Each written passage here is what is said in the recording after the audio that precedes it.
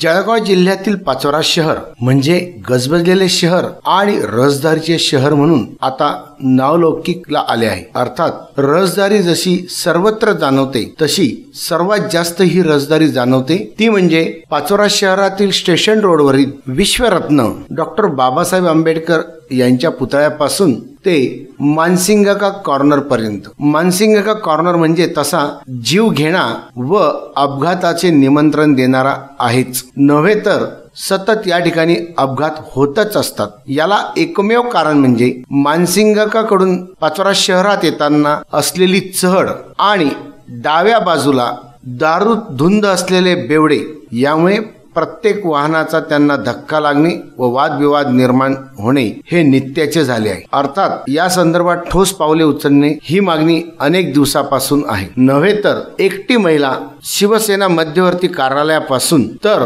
मानसिंगका corner पर्यंत जवळजवळ 500 metre अंतरामध्ये सहज सुरक्षित जाऊ शकत नाही एवढी भीती या महिलेला वाटते। कारण शिवसेना मध्यवर्ती कार्यालयाच्या पायथ्याशी कविता देशी दारूचे सरकार मान्य दुकान असले तरी या दारू दुकानाचे चट्टेपट्टे म्हणजेच सोडा विक्रेते जणू काही त्याचे एजंट म्हणून काम करीत असल्याचे दिसते। या सोड्याच्या दुकानावर सोडा प्लस दारू सहज कोणालाही कोणतेही लायसन न दाखवता मिळते। मग त्यासाठी वय देखील बघितले जात नाही आणि त्यातल्या त्यात गाड्यांची ट्रॅफिक एवढी जाम असते की तेथून सुरक्षित निघणे हे फार अडचणीचे होते। याला पाचोरा दारूबंदी अधिकारी देखील तेवढ्याच मोठ्या प्रमाणावर जबाबदार आहेत, कारण ते अवघ्या 100 मीटर अंतरावर कार्यालयात बसलेले असताना देखील या प्रकरणाकडे डोळेझाक करताना दिसत आहेत। दारूबंदी विभागाकडून आजपर्यंत कोणावरही कारवाई केल्याचे दिसत नाही।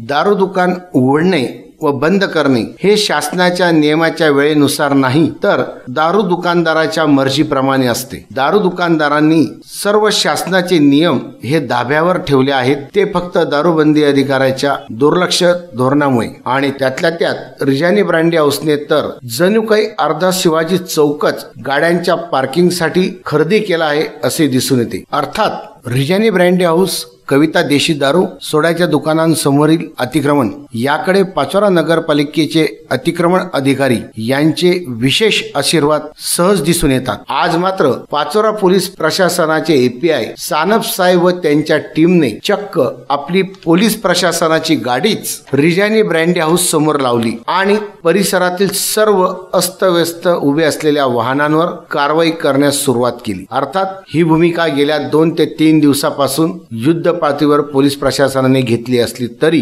तासनतास गाडी पार्क करून जाणाऱ्या लोकांना वठणीवर आणण्यासाठी पोलीस प्रशासनाकडून चक्क जामर लावले जात असल्याचे दिसून आले। नव्हे तर जामर लावल्यानंतर त्याचा फोटो काढून संबंधित पोलीस अधिकारी आपल्या वरिष्ठ अधिकाऱ्यांपर्यंत पाठवतात, जेणेकरून त्याची नोंद त्वरित घेतली जाते। त्यामुळे पाचोरा पोलीस प्रशासन कारवाई करताना कोणावरही डावा उजवा असा भेदभाव होणार नाही याची निश्चितच काळजी घेत आहे। अर्थात त्यांची ही कारवाई कौतुकास्पद आहे, परंतु दारूबंदी अधिकारी कधी कुंभकर्णी झोपेतून जागे होतात व दोषींवर कारवाई करतात याकडे जनतेचे लक्ष लागून आहे।